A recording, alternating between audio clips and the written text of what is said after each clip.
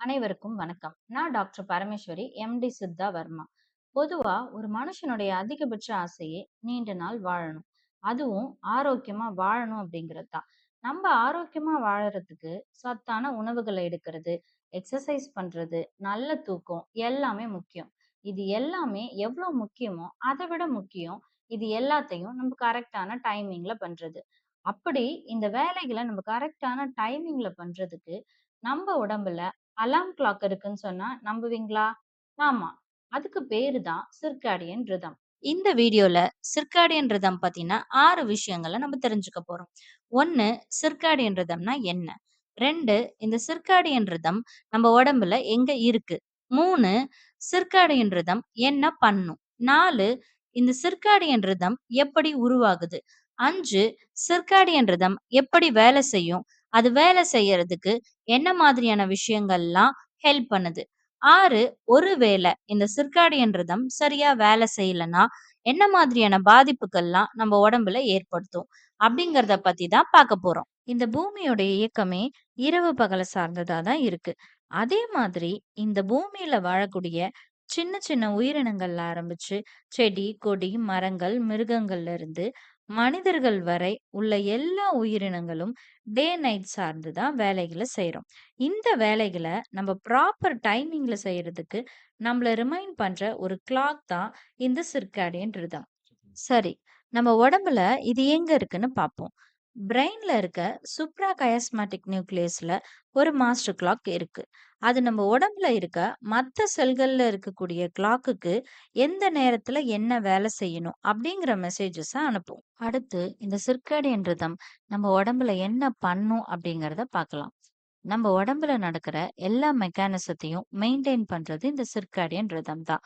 Night தூக்கத்துல ஆரம்பிச்சு காலையில நம்ம எழுந்திரிக்கிறதுல இருந்து நம்மளுடைய பாடி டெம்பரேச்சர், நம்ம சாப்பிடுற சாப்பாடு டைஜஸ்ட் ஆகுறது, ஹார்மோன் ரிலீஸ் ஆகுறது, நம்மளோட இம்யூன் சிஸ்டம், பிரெயின் இதெல்லாம் எப்படி ஃபங்க்ஷன் ஆகணும், நம்ம ரொம்ப ஸ்ட்ரெஸ்ஸா இருக்கும்போது நம்ம உடம்புல ஏற்படக்கூடிய மாற்றங்கள் இப்படி எல்லாத்தையும் கண்ட்ரோல் பண்றது இந்த சிர்காடியன் ரிதம் தான். அடுத்து சிர்காடியன் ரிதம் எப்போ எப்படி உருவாகுதுன்னு பார்ப்போம். ஒரு குழந்தை கருக்குள்ள இருக்கும்போது இரவு பகல்னு எதுவுமே தெரியாது. அதனால குழந்தைங்க பிறக்கிறப்போ இது முழுசா உருவாகி இருக்காது. 3 விஷயத்த வச்சு இது உருவாகுற விதத்த நம்ம சொல்லலாம். 1 குழந்தையோட பாடி டெம்பரேச்சர். அடுத்து அவங்க பாடியில சுரக்கக்கூடிய 2 ஹார்மோன். ஒண்ணு மெலட்டோனின், இன்னொன்னு கார்ட்டிசால். குழந்தை வெளிய வந்ததும் டே நைட்ட பொறுத்து அவங்களோட பாடி டெம்பரேச்சர்ல சின்ன சின்ன சேஞ்சஸ் வர ஆரம்பிக்கும். இந்த மாற்றத்த வச்சு நம்ம பிரெயின்ல இருக்கக்கூடிய கிளாக் வேலை செய்ய ஆரம்பிக்கும்.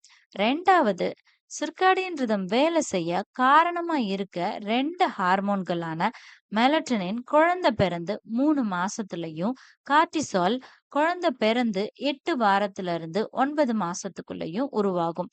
பொதுவா குழந்தை பிறந்த 4 மாசத்துல இருந்தே இந்த சிர்காடியன் ரிதம் முழுசா வேலை செய்ய ஆரம்பிச்சிடும்.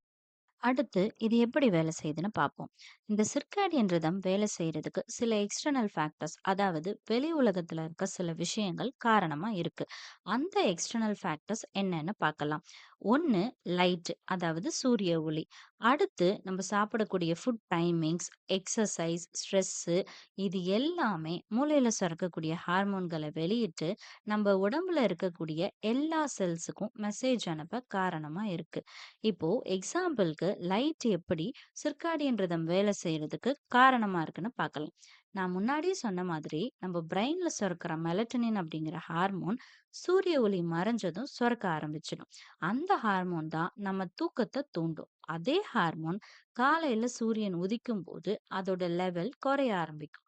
அப்போ நம்ம தூக்கம் கலைஞ்சு முழிப்போம். இது போலவே மத்த எக்ஸ்டர்னல் ஃபேக்டர்ஸும் நம்மளுடைய பிரெயின்ல இருக்கக்கூடிய ஹார்மோன்கள தூண்டி நம்மளோட டெய்லி ரொட்டீன் சரியான நேரத்துல செய்யறதுக்கு ஹெல்ப் பண்ணும். இது சரியா வேலை செய்யலனா நம்ம உடம்புல என்ன மாதிரியான பாதிப்புகளை ஏற்படுத்தும்னு பார்க்கலாம். சில நாட்கள்ல நம்ம மந்தமாவும், எரிச்சலாவும் எந்த ஒரு வேலையிலயும் ஃபோக்கஸ் பண்ண முடியாமலும் இருப்போம். அது ஏன்னு யோசிச்சிருக்கோமா? அதுக்கு காரணமே நம்ம உடம்புல இருக்கக்கூடிய இந்த சைக்கிள் சரியா வேலை செய்யாதது தான். இந்த சைக்கிள் 24 ஹார்ஸும் நம்மளோட உடம்பு நம்ம என்ன மாதிரியான வேலைகள செய்யணும் அப்படிங்கிறத சிக்னல் குடுத்துட்டே இருக்கும். நம்ம லேட்டா தூங்குறதுனாலயும், லேட்டா எழுந்திரிக்கிறதுனாலயும், பகல் தூக்கம், டைமிங்க்கு சாப்பிடாதது, நைட் ஷிஃப்ட், டே ஷிஃப்ட்ன்னு மாறி மாறி வொர்க் பண்றது. அப்படி பண்ணும்போது இந்த சைக்கிள் பாதிக்கப்படும். இந்த பாதிப்புனால நம்ம உடம்புல என்ன மாதிரியான தொந்தரவுகள அது ஏற்படுத்தும்னு பார்க்கலாம். இத நம்ம 2 விதமா சொல்லலாம். ஒண்ணு ஷார்ட் டெர்ம் எஃபெக்ட். இன்னொன்னு லாங் டெர்ம் எஃபெக்ட். இப்போ நம்ம வீட்ல ஒரு மேரேஜ் ஃபங்ஷன் நடக்க போகுதுன்னு வச்சுக்கோங்க. அப்போ நம்ம என்ன பண்ணுவோம்? கல்யாண வேலைனால மினிமம் 1 வீக் ஆச்சு நம்ம சரியா சாப்பிட மாட்டோம். சரியான டைமிங்க்கு தூங்க மாட்டோம். அப்போ டெம்பரவரியா இந்த கிளாக் கன்ஃப்யூஸ் ஆகி நம்மளோட டெய்லி ரொட்டீன பாதிக்கும். இதனால டயர்ட்னஸ், செய்ற வேலையில கோஆர்டினேஷன் இருக்காது. எந்த வேலை செஞ்சாலும் நம்பளால அதுல முழு கவனம் செலுத்த முடியாது. இதுதான் ஷார்ட் டெர்ம் எஃபெக்ட்.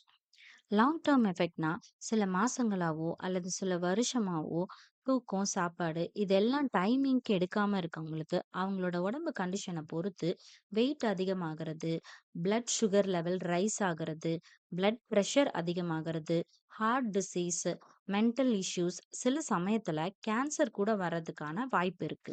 இந்த சிர்காடியன் ரிதம் நம்ம உடலோட ஒரு சிறந்த வழிகாட்டி. நம்ம அத கன்ஃப்யூஸ் பண்றதுனால நம்மளோட உடல் நலம், தூக்கம், மத்த டெய்லி ஆக்டிவிட்டீஸ் எல்லாமே பாதிக்கப்படும். அதுவே அந்த வழிகாட்டுதல நம்ம சரியா பின்பற்றும்போது, நம்ம உடல் ஆரோக்கியமாவும், மனசு அமைதியாவும் இருக்கும். புரியுது. நீங்க என்ன கேட்க வரீங்கன்னு புரியுது. என்னெல்லாம் பாதிப்பு வரும்னு சொன்னாங்களே, இத எப்படி சரி பண்றதுன்னு சொல்லலையேன்னு தானே யோசிக்கிறீங்க.